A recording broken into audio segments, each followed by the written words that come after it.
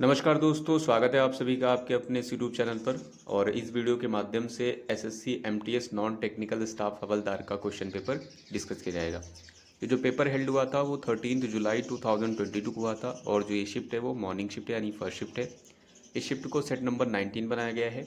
और आपको बता देते हैं कि इससे पहले के सेट जो थे वो अपलोड हो चुके हैं, आप चाहें तो उनको प्लेलिस्ट पर जाकर देख सकते हैं।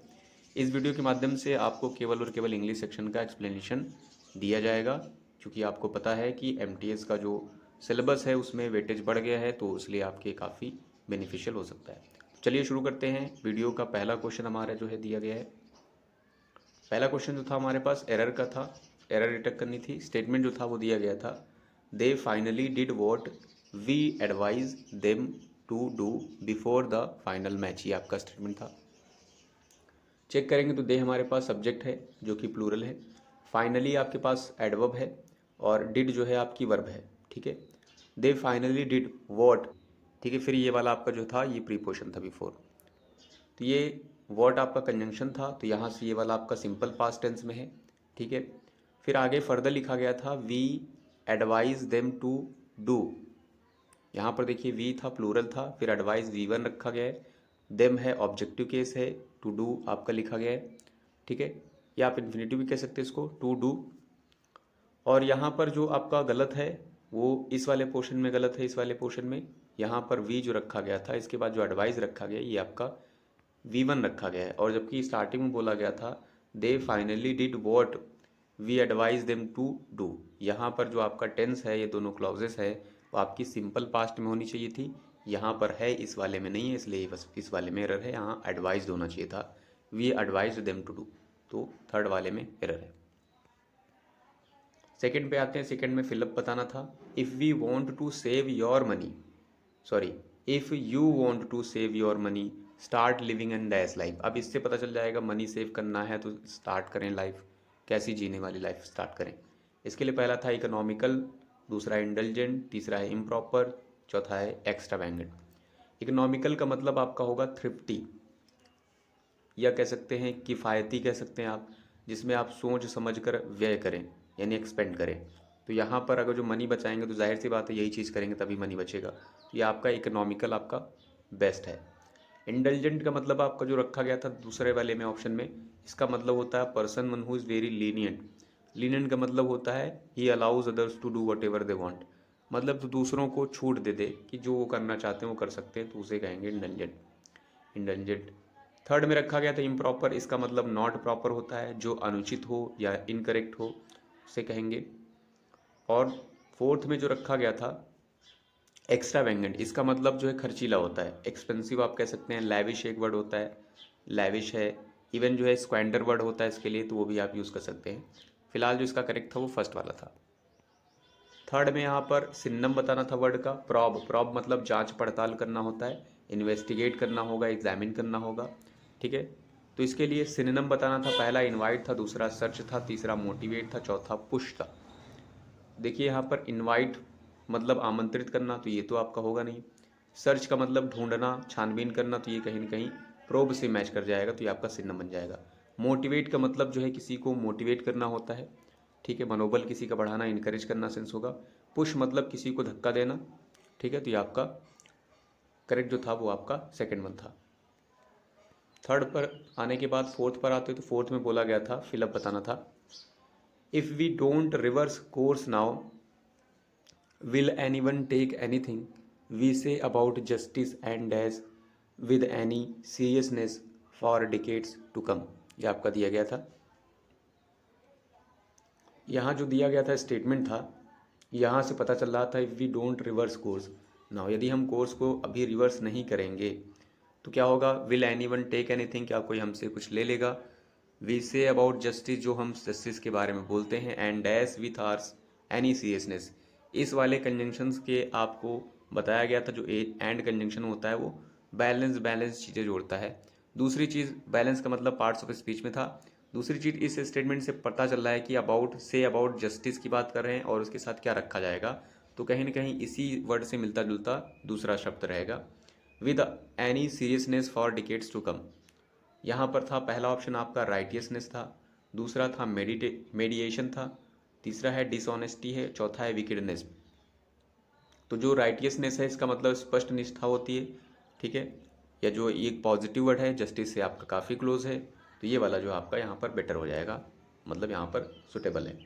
मेडिएशन जो वर्ड बना है ये मेडिएट से बना है, मेडिएट का मतलब मध्यस्थता करना होता है, तो ये आपका नाउन है, तो इसके लिए दूसरा वर्ड होता है इंटरवेंशन, ठीक है, फिलहाल ये नहीं था।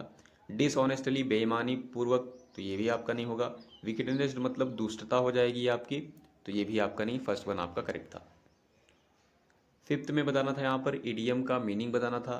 He is foaming at the mouth about the committee's decision.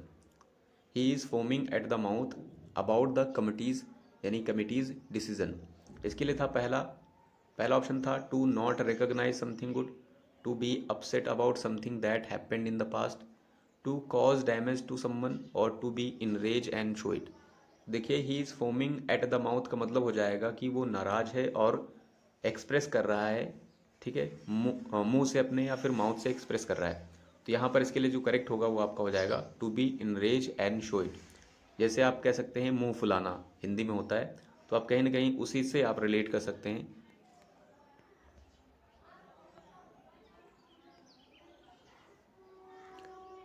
Next पे था यहाँ वन वर्ड बताना था, made in imitation so as to be passed off fraudulently as genuine, ठीक है। इमिटेशन बनाना मतलब नकल बनाना किसी ओरिजिनल चीज़ की, ठीक है, और यहाँ फ्रॉडुलेंट वर्ड है जिसका मतलब जो है फ्रॉड करना सेंस में हो जाएगा जेन्युइन का।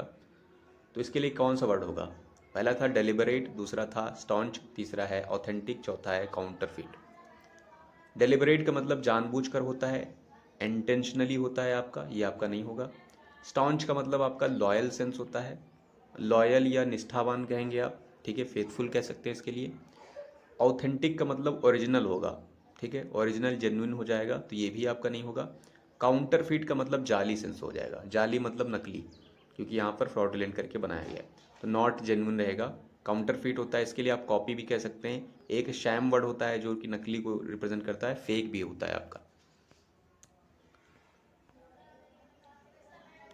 नेक्स्ट था करेक्टली स्पेल्ड बताना था, साइकोलॉजिस्ट है यहाँ पर, दूसरा है इमरजेंस, तीसरा है ट्रांजिशन, चौथा है इनविसेज। तो जो करेक्ट स्पेलिंग है वो साइकोलॉजिस्ट की लिखी गई है, मनोवैज्ञानिक। ये आपकी स्पेलिंग पी से स्टार्ट होती है। बहुत से वर्ड होते हैं जिसमें साइलेंट होता है पहला लेटर, जैसे निमोनिया है, निमोनिया में पी साइलेंट रहेगा, फिर NEUMONIA बनेगा निमोनिया। ऐसे सुनामी में होता है टी साइलेंट रहता है, SUNAMI होता है। तो ऐसे बहुत सारे वर्ड होते हैं जिसमें स्टार्टिंग लेटर आपका साइलेंट होता है। तो साइकोलॉजिस्ट की स्पेलिंग थी सही, इमरजेंस की स्पेलिंग गलत थी। इमरजेंस की स्पेलिंग इमरजेंस में ये होती है। ट्रांजिशन की स्पेलिंग जो होती है वो ट्रांजिशन की ये होती है, SI होनी चाहिए थी यहाँ, TION। और जो आपका नेक्स्ट वाला लिखा गया था इनविसेज, ये वाली स्पेलिंग इनविसेज VISAGE होती है। इसका मतलब टू थिंक सेंस में होता है, इनविसेज का मतलब आपका थिंक सेंस में होगा, परिकल्पना करना है, कल्पना इमेजिन करना सेंस में होता है। नेक्स्ट पर आते हैं, एट्थ में इंप्रूवमेंट बताना था। In India processed foods become popular in the 20th century, ये आपका स्टेटमेंट है। इस वाले वर्ड से आपको पता चल रहा होगा कि ये टेंस किस में रहेगा। दूसरी चीज़, ये प्रोसेस्ड फूड्स बोला गया था, प्लूरल था, यहाँ पर बिकम्स लिखा गया तो ये आपका गलत लिखा गया है, ठीक है। तो यहाँ पर पहला ऑप्शन था बिकेम पॉपुलर इन, दूसरा था become popular at, no improvement, और बिकेम पॉपुलैरिटी इन।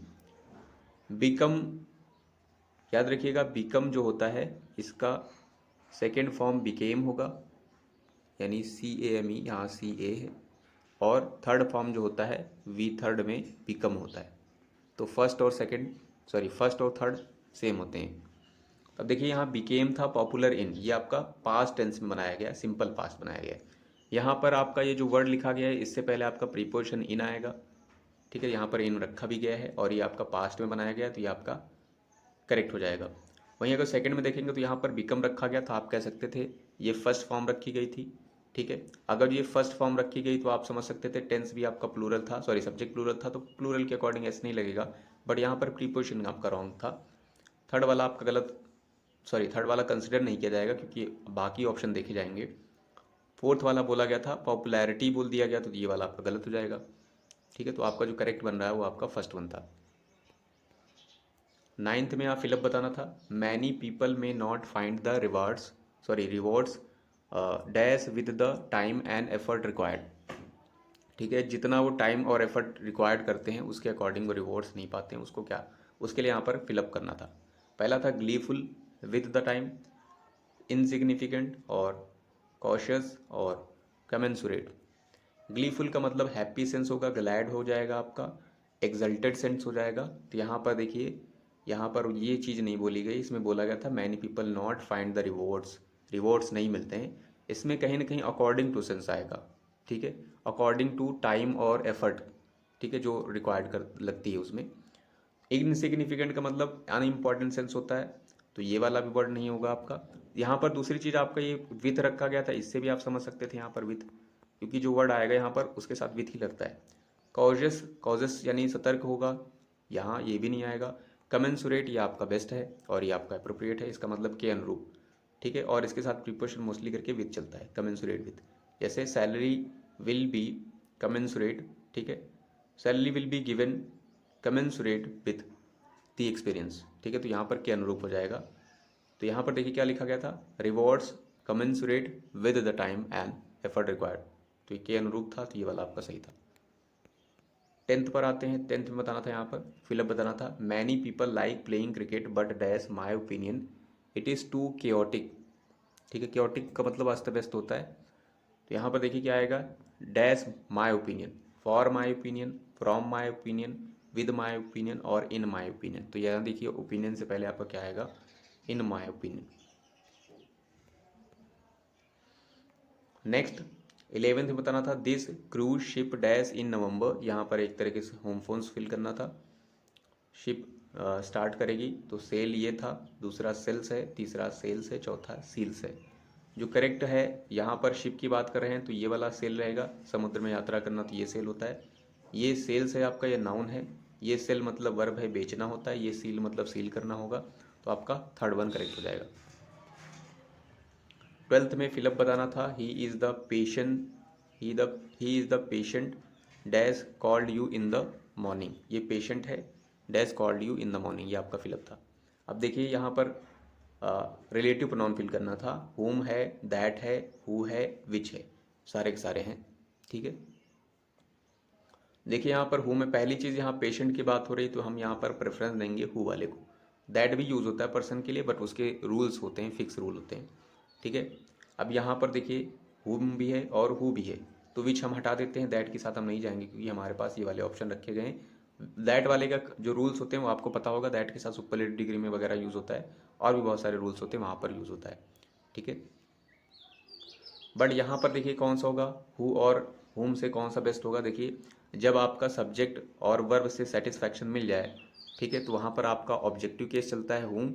ठीक है, बट अगर जो आपका सब्जेक्ट कुछ बच गया है या फिर आपकी वर्ब बच गई है, तो उसको वर्ब को सब्जेक्ट की ज़रूरत होगी। ठीक है, अगर जो वर्ब बच गई है तो उसको सब्जेक्ट की ज़रूरत होती है। सब्जेक्टिव केस कौन सा होता है, हु होता है। तो यहाँ से हम डिसाइड करेंगे क्या आएगा। यहाँ पर देखिए जो लिखा गया था ये आपका सब्जेक्ट है, और ये इसको मिल गई है वर्ब, या कह सकते हैं ऑब्जेक्ट जो मिल गया है वो आपका, यानी सब्जेक्ट, इस सब्जेक्ट को आपको इज हेल्पिंग वर्ब मिल गई है, यानी इस वाले को ये वर्ब मिल गई है, तो ये सेटिस्फाई हो गया। फिर देखिए कहाँ पर सब्जेक्ट है, फिर यहाँ पर सब्जेक्ट तो नहीं है, इस वाले आगे वाले पोर्शन में ये आपका वर्ब जरूर है। अगर ये आपकी वर्ब है तो इसके लिए सब्जेक्ट चाहिए।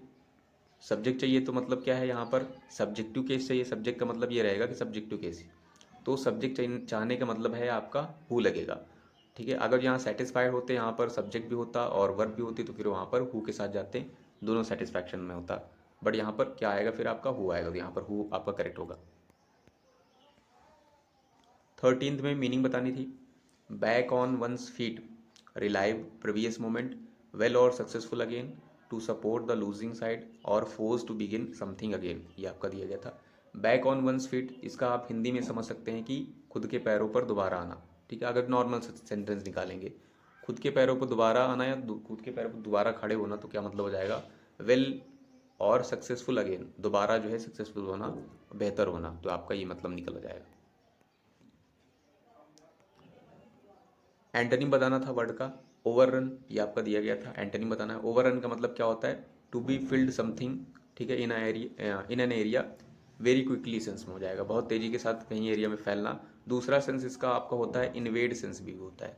इन्वेड मतलब रन टू रन, और इन्वेड आक्रमण सेंस में होगा, ठीक है। इसके लिए पहला था आपका स्टॉर्म, स्टॉर्म मतलब आपका तूफान होता है। दूसरा था सरेंडर, सरेंडर मतलब जो है सरेंडर कर देना। तीसरा था इनंडेट, इनंडेट का मतलब होता है फ्लड जो होता है, जो तबाह करते हुए जाता है, तो वहाँ पर इस वर्ड का यूज़ किया जाता है। इन्वेड का मतलब आक्रमण करना, तो यहाँ पर जो बेस्ट होगा आपका कौन सा होगा? देखिए ओवररन का मतलब कहीं ना कहीं क्या होगा, इन्वेड सेंस हो जाएगा, तो इन्वेड लास्ट वाला तो लास्ट होगा नहीं, क्योंकि हमें एंटोनिम चाहिए।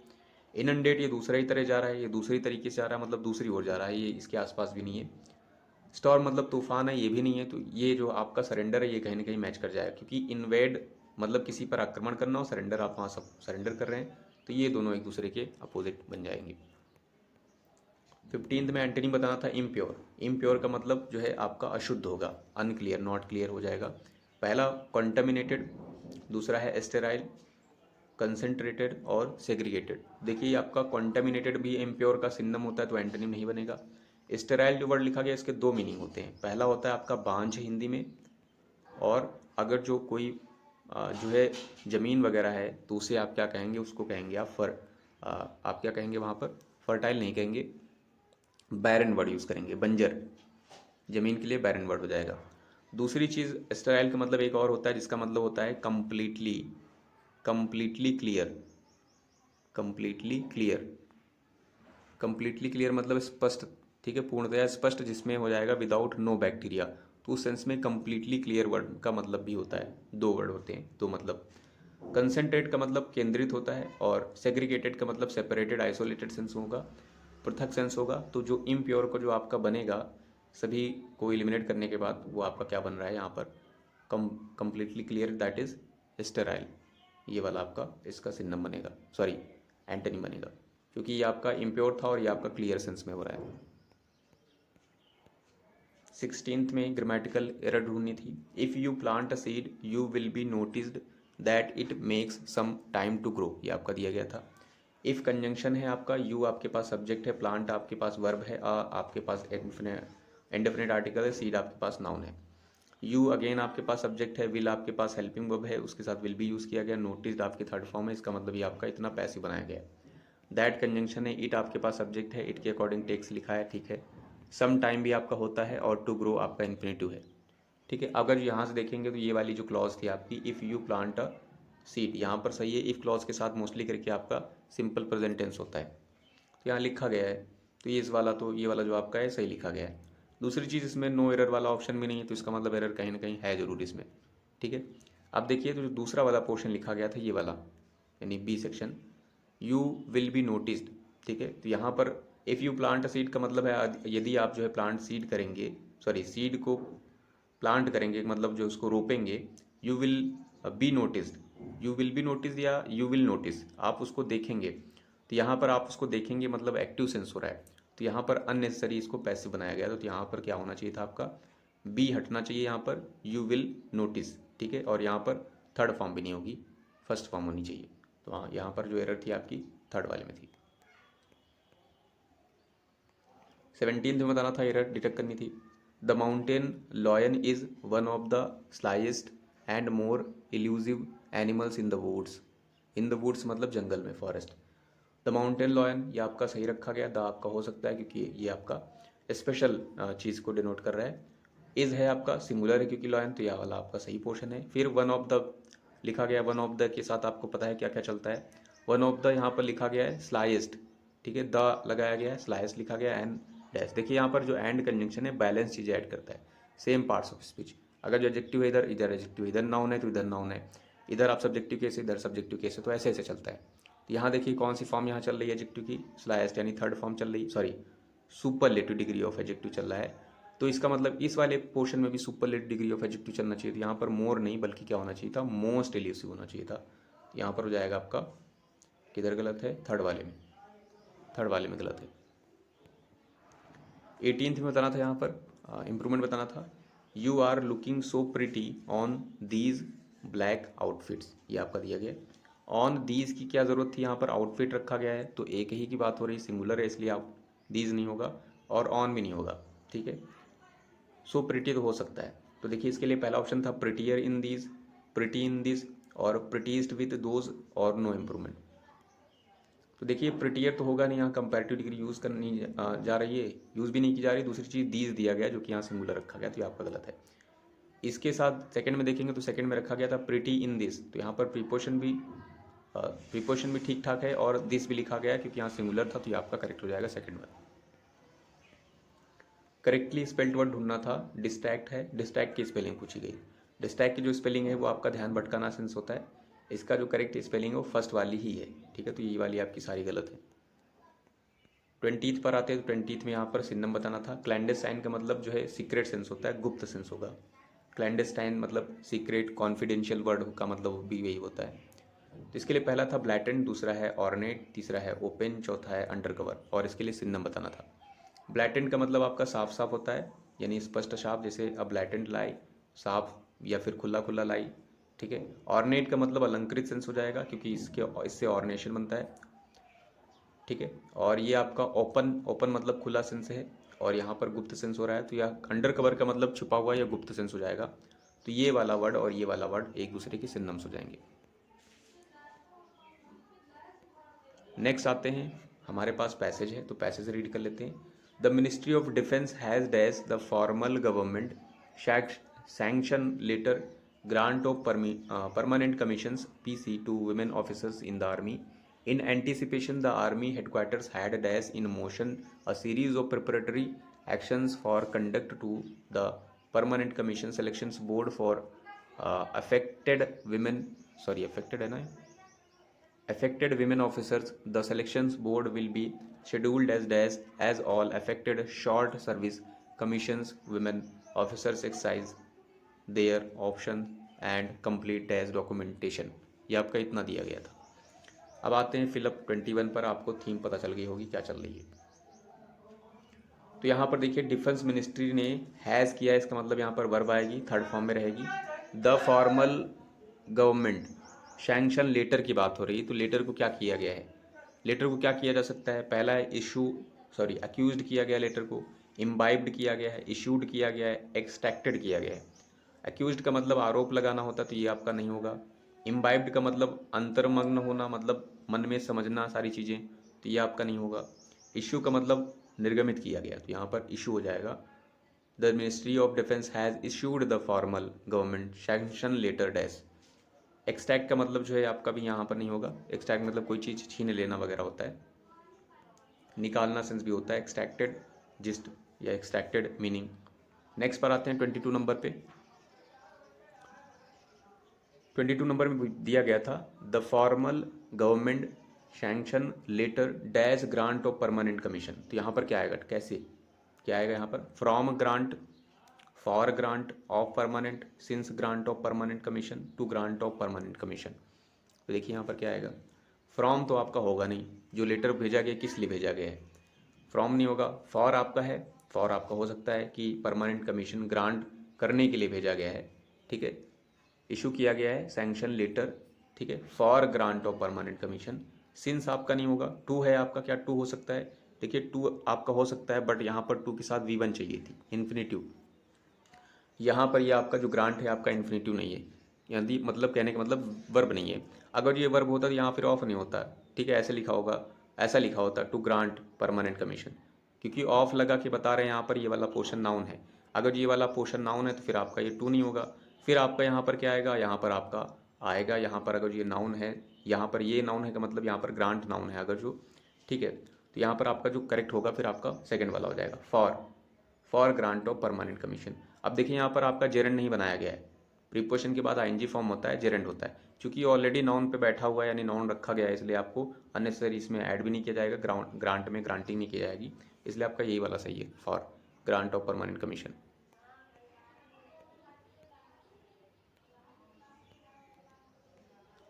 ट्वेंटी थर्ड नंबर पे आते हैं, फिर बोला गया था, ठीक है, इन एंटिसिपेशन, जिसके पूर्वानुमान में the army headquarters had dash in motion a series, ठीक है, हेडक्वार्टर्स ने हैड डैश किया है, इन मोशन अ सीरीज। देखिए एक यहाँ पर ये फ्रेज यूज़ किया गया है, ठीक है, जिसका मतलब होता है सेट समथिंग इन मोशन, मतलब टू स्टार्ट डूइंग समथिंग, जिसका मतलब होता है कोई कार्यवाही या कोई चीज़ शुरू करना, शुरुआत करना, कमेंस बिगिन करना, तो ये आपका इडियम होता है। इसके लिए पहला था ऑप्शन डिपॉजिटेड, सेट है, लोकेटेड है, सिचुएटेड है। तो चूंकि आपको एडीएम का बता दिया गया मतलब क्या होता है, तो यहाँ पर क्या हो जाएगा, हेडक्वार्टर्स हैड सेट, ठीक है, हैड सेट यहाँ पर हो जाएगा, और in motion a series of preparatory मतलब प्रारंभिक या प्राथमिक actions for conduct of the permanent commission selection board for affected women officers, the selection board will be scheduled as dash. अब आते हैं नेक्स्ट वाले पर, शेड्यूल किया जाएगा permanent commission as well as dash, ठीक है, board will be scheduled as well as all affected short services commissions women officers exercise their options and complete dash. तो यहाँ पर क्या आएगा, एज और एज के बीच में क्या आएगा, as blind as soon as long as late as. तो यहाँ पर कहीं ना कहीं शीघ्रता की बात हो रही है, ठीक है, तो यहाँ पर क्या आएगा आपका, एज सून एज। नेक्स्ट है और लास्ट है हमारे पास, ठीक है, यहाँ पर बोला गया women officers exercise their options and complete dash documentation. कैसे डॉक्यूमेंटेशन रहेंगे, कंप्लीट, ऑप्शनल डॉक्यूमेंटेशन होते हैं, अननेसेसरी डॉक्यूमेंटेशन होते हैं, ग्रेटिट्यूशस होते हैं, ठीक, ग्रेटिट्यूशस, और ये आपका रिक्विजाइट होते हैं। तो देखिए यहाँ पर ऑप्शनल तो वैकल्पिक तो डॉक्यूमेंटेशन होता नहीं है, तो आपका गलत हो जाएगा। अननेसेसरी भी नहीं होता, इसका मतलब अनावश्यक भी नहीं होगा, आवश्यक सेंस में होता है यहाँ पर। ग्रेटिट्यूशस का मतलब भी आपका अनावश्यक ही होता है, अनुचित होगा, ग्रेट्यूटस, ठीक है, ग्रेट्यूटस है। रिक्विजाइट का मतलब आपका आवश्यक सेंस में होता है, आवश्यक या इजेंशियल या कंपलसरी सेंस में होगा। तो यहाँ पर देखिए डॉक्यूमेंटेशन तो आपका कंपलसरी या आवश्यक होता ही, तो आपका रिक्विजाइट सही हो जाएगा। सो आई होप इस वीडियो के माध्यम से आपने कुछ ना कुछ जरूर सीखा होगा। So thanks for watching this video.